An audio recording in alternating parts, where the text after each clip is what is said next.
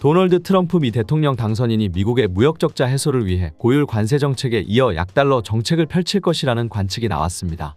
관세 정책만으로 미국의 제조업 부진 추세를 뒤집을 수 없어 1985년 플라자 합의와 같은 의도적인 달러 절하에 나설 것이라는 분석입니다. 이른바 말어라고 합의, 가능성이 나오는 것인데 현실화할 경우 한국을 비롯한 세계 각국은 자국 통화 가치 절상이라는 격변을 맞이할 것으로 전망됩니다. 백악관 경제자문위원과 국제통화기금 수석 이코노미스트를 지낸 모리스 옵스펠드 캘리포니아대 버클리 캠퍼스 교수는 2025 전미경제학회 연례총회에서 관세가 무역 적자와 제조업 고용을 개선하는 데 실패했을 때 트럼프 행정부는 달러 절하라는 또 다른 전술을 펼칠 것 이라며 트럼프 정책팀은 이미 말하라고 합의를 진지하게 고민하고 있다 라고 말했습니다. 말어라고 합의는 1985년 미국이 프랑스와 일본 등 주요국 정부와 맺은 달러 가치 절하 협약인 플라자 합의를 빗댄 표현입니다.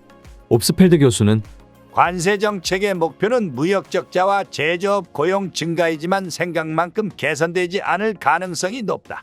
라며 제조업 일자리 감소는 세계화 때문이 아니라 기술 발전이 원인이기 때문 이라고 말했습니다. 그는 이어 관세와 확장적 재정 정책이 결합한 상태에서 약달러를 추진한다면 인플레이션은 더 심해지고 미국의 국제 신뢰도 약화될 것 이라고 말했습니다.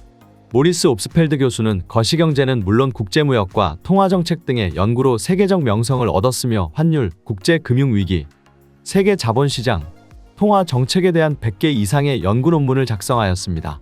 오바마 대통령의 경제자문위원회 위원, 국제통화기금의 수석 경제학자로 활동하면서 전 세계적인 영향력을 드러내고 있으며 일본은행 통화경제연구소 명예고문으로서 아베노믹스의 이론적 토대를 제공하는 등 아시아 경제에도 조예가 깊다는 평가를 받습니다. 플라자 합의란 1985년 9월 22일 미국 뉴욕에 있는 플라자 호텔에서 G5 경제선진국 재무장관, 중앙은행 총재들의 모임에서 발표된 환율에 관한 합의를 가리킵니다.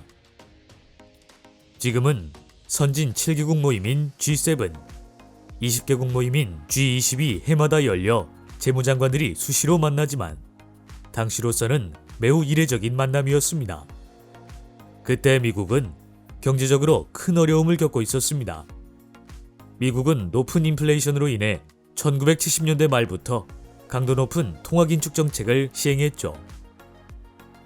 시중에 달러화가 줄어들자 달러화 가치가 급증하는 현상이 나타났습니다. 게다가 미국은 레이건 대통령의 조세감면 정책으로 무역수지 적자 확대와 재정 적자를 동시에 견뎌야만 했죠. 미국, 영국, 프랑스, 독일, 일본 등 5개국 재무장관들은 이 회의에서 협조 개입을 통한 달러 약세 유도라는 그전까지는 듣지도 보지도 못한 비밀 합의를 냈습니다. 5개국 정부가 목표 환율을 정해놓고 그 선에 이를 때까지 미국 달러와는 매각하고 일본 엔화는 사모으기로 담합을 한 것입니다. 이것이 플라자 합의의 골자였습니다. 플라자 합의의 결과로 미국 달러화 가치는 떨어지고 일본 엔화와 독일 마르크화 가치는 오르게 되었죠. 그렇다면 미국을 제외한 4개국은 자국에게 불리한 합의에 왜 동의하였을까요? 그 이유는 레이건 대통령이 꺼내든 3가지의 아파카드 때문이었죠. 첫 번째 카드는 미국이 GATT에서 탈퇴할 수도 있다는 압박이었습니다. 당시 GATT는 무역 규제를 억제하는 전 세계의 유일한 끈이었습니다. GATT 탈퇴는 곧 보호무역으로의 회귀를 의미하죠.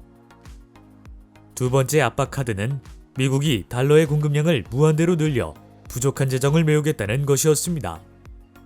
마지막 3번째는 미국의 적자 해소를 위해 소련과의 군비 경쟁을 더 이상 벌이지 않겠다는 것이었습니다.